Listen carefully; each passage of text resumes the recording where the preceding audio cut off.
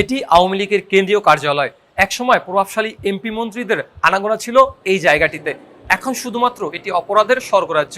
এখানে মাদকসেবী এবং অপরাধীদের আড্ডাখানা। একসময়ের ক্ষমতাসীন রাজনৈতিক দলের কেন্দ্রীয় কার্যালয়ের এই ভয়াবহ করুণ দশা দেখতে এসেছেন বগুড়ার এই যুবক।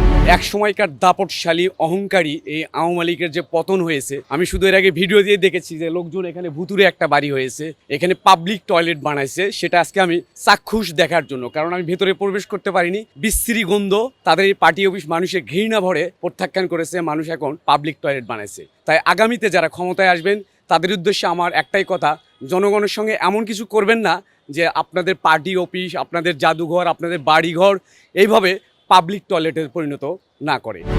এমন অবস্থা সারা দেশেই। মূলত বাংলাদেশের শেখ হাসিনা সরকার পতনের পর থেকেই সাংগঠনিকভাবে বিপর্যস্ত আওয়ামী লীগ। প্রকাশে নেই দলটির কোনো নেতাকর্মীরা, দলীয়ভাবে সুনির্দিষ্ট কর্মসূচি বা নির্দেশনা নেই তৃণমূলে। বর্তমান অবস্থায় আওয়ামী লীগ সভানেত্রী শেখ হাসিনা দলটির সর্বস্তরের নেতাকর্মীদের সঙ্গে প্রথমবারের মতো ভার্চুয়াল মিটিংয়ে বসতে যাচ্ছেন বলে খবর পাওয়া যাচ্ছে। উদ্দেশ্য নেতাকর্মীদের সাংগঠনিকভাবে সক্রিয় করে তোলা।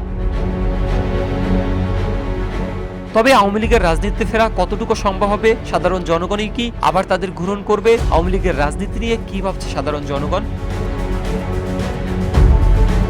আওয়ামী লীগ যেহেতু নিষিদ্ধ হয়নি, তাই দল হিসেবে তাদের রাজনীতি করার অধিকার আছে বলে মনে করছেন মধ্যবয়সী এই যুবক। যেহেতু এখনো নিষিদ্ধ হয়নি, যেহেতু এখনো দল হিসেবে আছে, সেই হিসেবে আমার কাছে মনে হয় রাজনৈতিকভাবে দল হিসেবে তাদেরও সেই রাজনীতি করার অধিকারটা রয়েছে। আওয়ামী লীগের সর্বস্তরের নেতাকর্মীরা আড়ালে থেকে অনলাইনে কর্মসূচি দিয়ে আবারও রাজনীতিতে ফেরার চেষ্টা করছেন। এদিকে বিএনপির ভারপ্রাপ্ত চেয়ারম্যান তারেক রহমান বিদেশ বসে বিগত বছরে দলের হাল ধরেছেন। তবে আওয়ামী লীগ ও শেখ হাসিনার ক্ষেত্রে বিষয়টি এমন নয় বলেও মনে করছেন তিনি।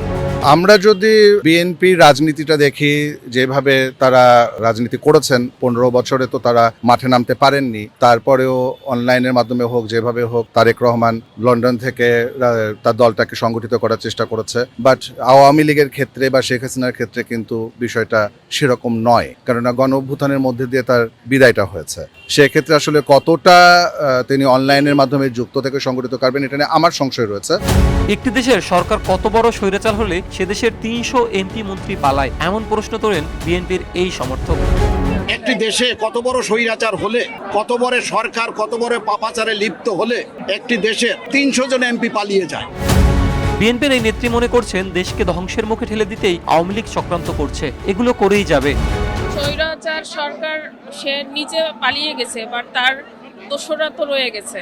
তো তারা চাইবে এই দেশকে মানে একটি আতঙ্কিত বা এই দেশকে ধ্বংসের দিকে ঠেলে দেওয়ার জন্য তারা সার্বক্ষণিক সবসময় তারা সেই ষড়যন্ত্র চক্রান্ত এগুলো করেই যাবে। জুলাই আগস্টের গণ অভ্যুত্থানে আওয়ামী লীগের ভূমিকাকে ভুলে গিয়ে সাধারণ মানুষ কি তাদেরকে আবারও রাজনীতিতে ফেরার সুযোগ দিবে? এমনটাই প্রশ্ন সব মহলে। সাইফুল ইসলাম, রূপালী বাংলাদেশ, ঢাকা।